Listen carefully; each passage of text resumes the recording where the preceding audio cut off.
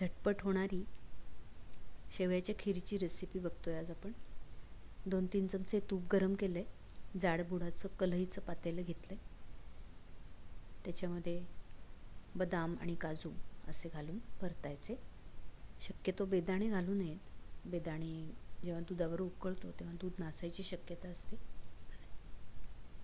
हे परतून घेतले हलकेसे की जास्त न आटवता आपली क्रीमी होण्यासाठी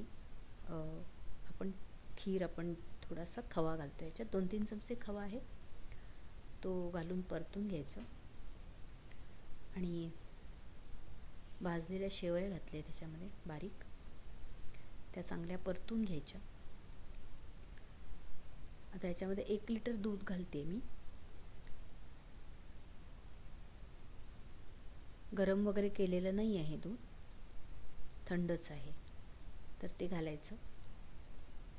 1 लिटर आहे हे.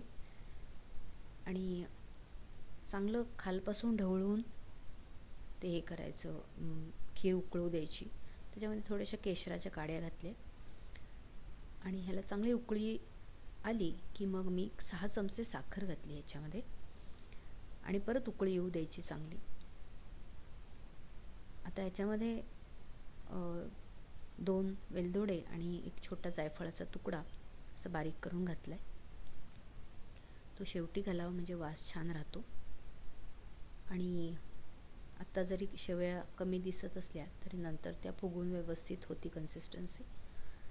तर एक असा सुंदर रंग येण्यासाठी 1 चिमूटभर हळद घातली मी. आणि अशा रीतीने आपली क्रीमी पटकन होणारी खीर तयार आहे. कशी झाली नक्की सांगा. थँक्यू.